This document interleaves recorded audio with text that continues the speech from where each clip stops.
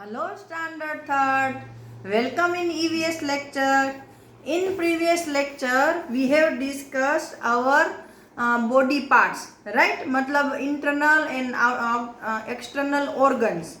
So now in this lecture, this is our sixth lecture.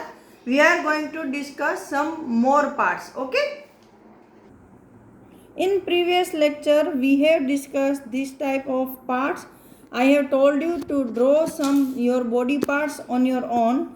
I have drawn some parts over here, and next we have seen some functions of our body parts, such as eyes. So eyes we can see. मतलब I see with my eyes.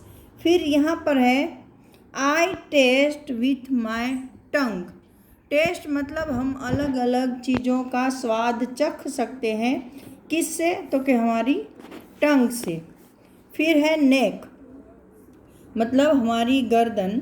My head rest on my neck. I can turn my head with the help of my neck. My head rests, मतलब मेरा sir आराम करता है। ऐसा rest का मतलब होता है आराम करता है, लेकिन यहाँ पर रेस्ट का मतलब होता है कि आया हुआ है, रखा हुआ है। ऑन माई नेक मतलब मेरी गर्दन पर हमारा सर है, रखा हुआ है। आई कैन टर्न माई हेड, मैं अपने सिर को टर्न कर सकता हूँ, घुमा सकता हूँ। With the help of my neck, मैं ये अपनी गर्दन की वजह से अपने सिर को घुमा सकता हूँ। फिर है I breathe and smell through my nose, मतलब ये नोज का पिक्चर है, नाक का। और आई ब्रीथ मतलब मैं सांस ले सकता हूँ। भाई हमको सांस लेनी ज़रूरी होती है ना, बिना सांस लिए तो हम मर जाएंगे। तो हम सांस किससे लेते हैं? अपनी नोज से। तो आई ब्रीथ एंड स्मेल, मैं अपने नोज से क्या क्या काम करता हूँ? तो कि एक तो सांस लेता हूँ, और स्मेल अच्छी बुरी है ना, हर तरह की स्मेल हम अपने नोज से स्मेल करते हैं। जो फ्रेगरेंस होती है वो भी, और बैड स्मेल होती है वो भी। थ्रू माई नोज़, अपने नोज़ से मैं दो काम करता हूँ, एक तो सांस लेता हूँ और दूसरा स्मेल लेता हूँ। चलो नेक्स्ट हैंड है। I write and hold things with my hands, हाथ से भी हम दो काम करते हैं। एक तो हम राइट मतलब लिखना, हम लिखते हैं, और क्या कहते हैं? होल्ड थिंग्स, चीज़ों को पकड़ते हैं, है ना। जैसे पानी पीने के लिए ग्लास पकड़ते हैं, खाना खाने के लिए चम्मच पकड़ते हैं, या फिर अपने निवाले को मतलब खाने के बाइट को वो भी पकड़ते हैं। चलते समय या बस में चढ़ते समय हम किसी सहारे को पकड़ते हैं। अगर स्टेयरकेस चढ़ रहे हैं तो साइड में पकड़ के छोटे बच्चे चढ़ते हैं।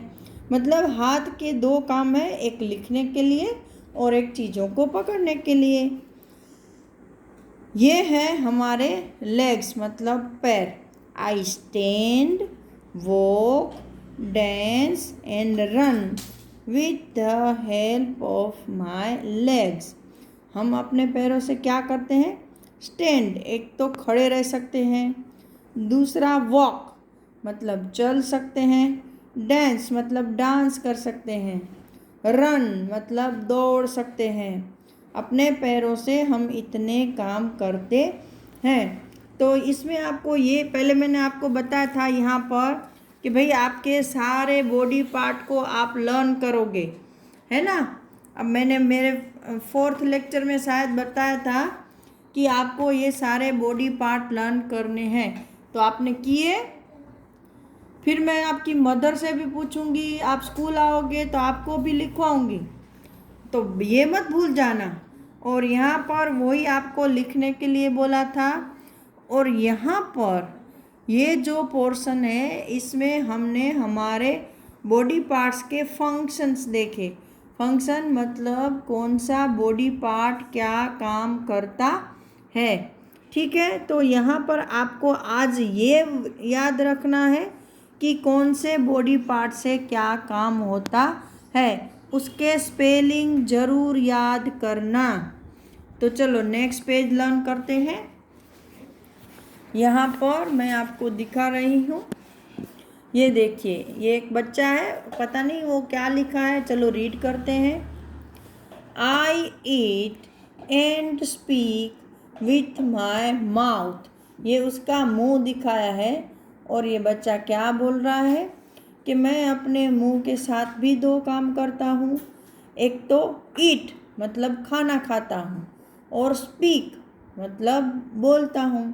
तो आपको ये वर्ड याद करने हैं, ईट का स्पेलिंग और उसका मीनिंग। EAT ईट मतलब खाना और SPEAK की स्पीक मतलब बोलना।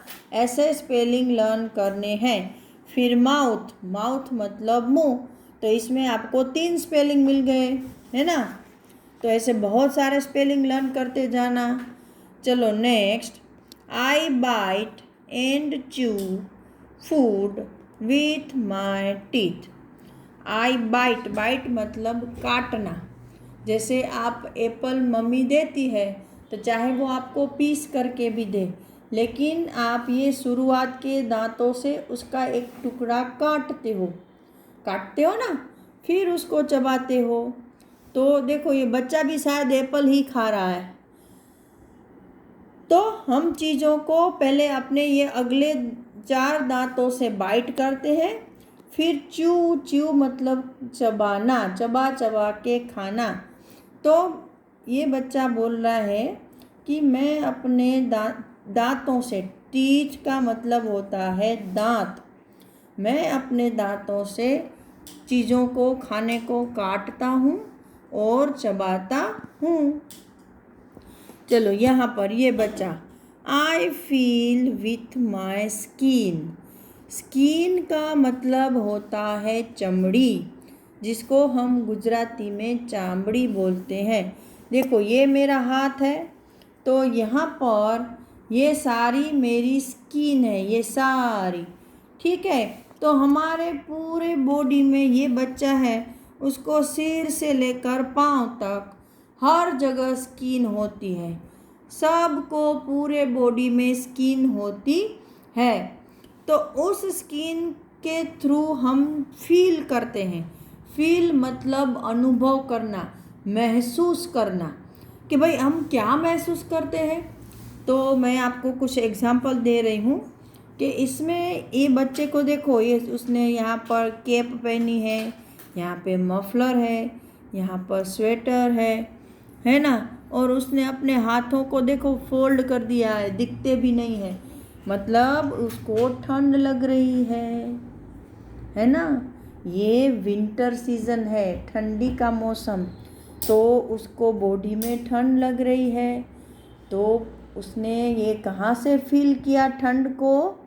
अपनी पूरी बॉडी में, है ना।